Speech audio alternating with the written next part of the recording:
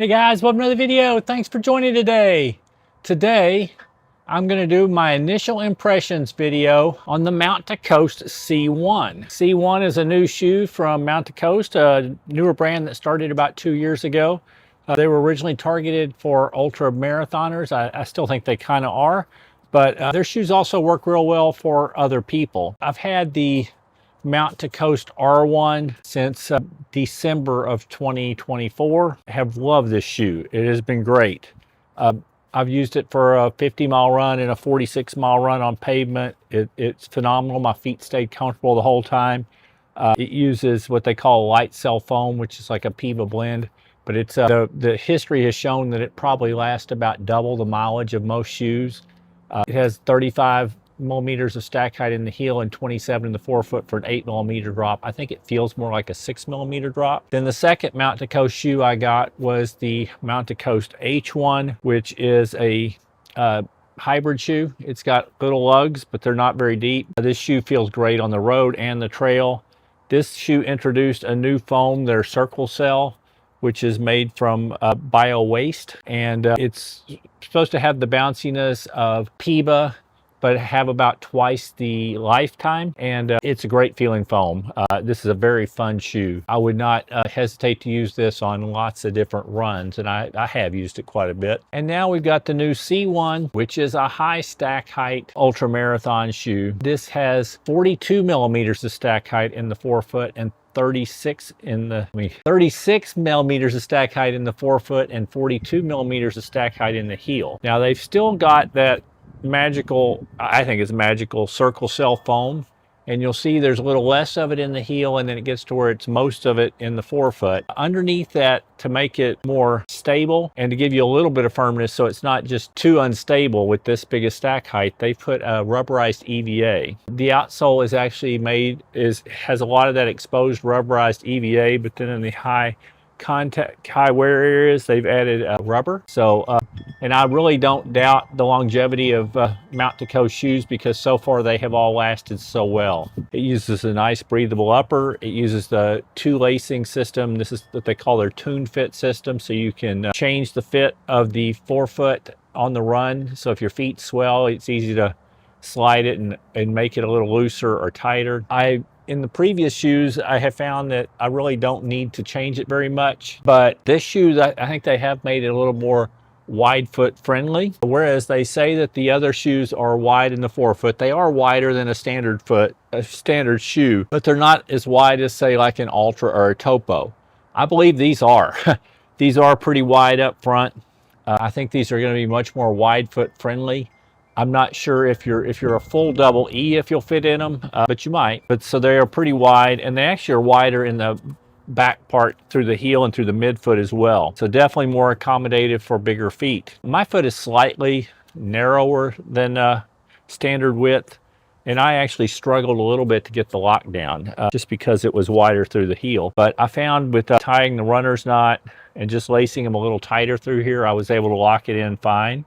And they have been very comfortable. But it is going to be good for those bigger runners or the people with bigger feet, that this shoe is going to be more accommodative, and it's going to fit more people. If you have a really narrow foot, this probably won't be the shoe for you. Anyway, it's got a well cushioned, though not super deeply cushioned tongue.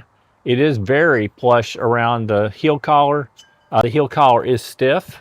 It gives you good support. This shoe feels very stable on foot, very structured. You still feels nice and soft when you hit your heel, though it's got some firmness, so it's not just all squish.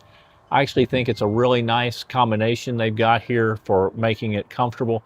I've put about 16 miles in these shoes so far, and a fair bit of it was just walking. Walking wise, they feel great. Like I said, extremely stable, plenty of cushion under your heel.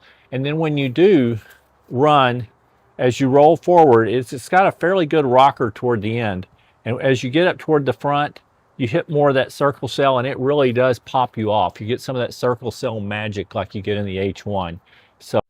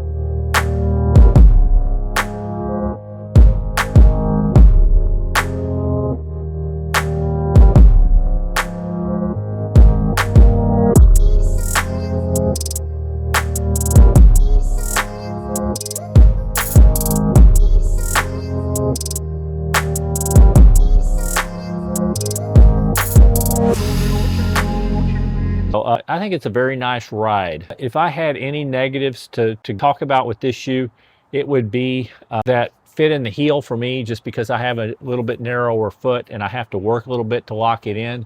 But for most people, that's going to be a net positive.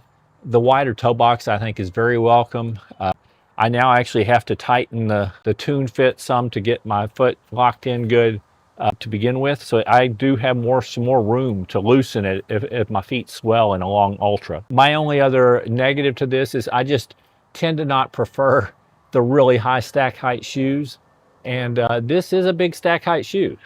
So it feels a little bulky to me. But with that said, it's very lightweight for the amount of heft it has. It comes in at 9.4 ounces in a men's size 10, or 267 grams, which I think is very good for 42 and 36 stack height shoe. And if you go to my men's size 11 and a half, it's still only 10.4 ounces, or I think I got 294 grams. So still under 300 grams for a shoe with this big a stack height and in a pretty good size.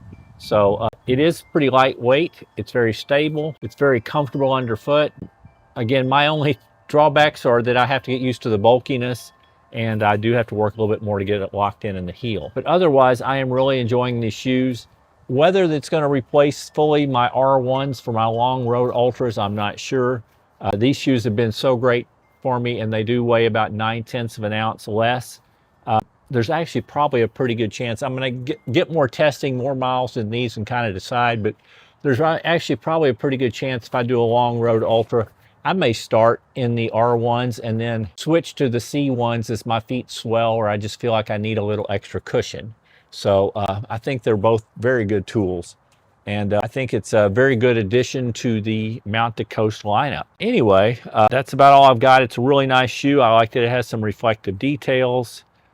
It actually, to add to the stability, the rubberized EVA is actually offset just a little bit. It goes out a little bit wider over on this side and less wide on this side, and then a little wider on the front and a little less wide on the front here, because that allows there to be a little extra stability where you're going to heel strike and where you're going to strike on a when you're rolling through.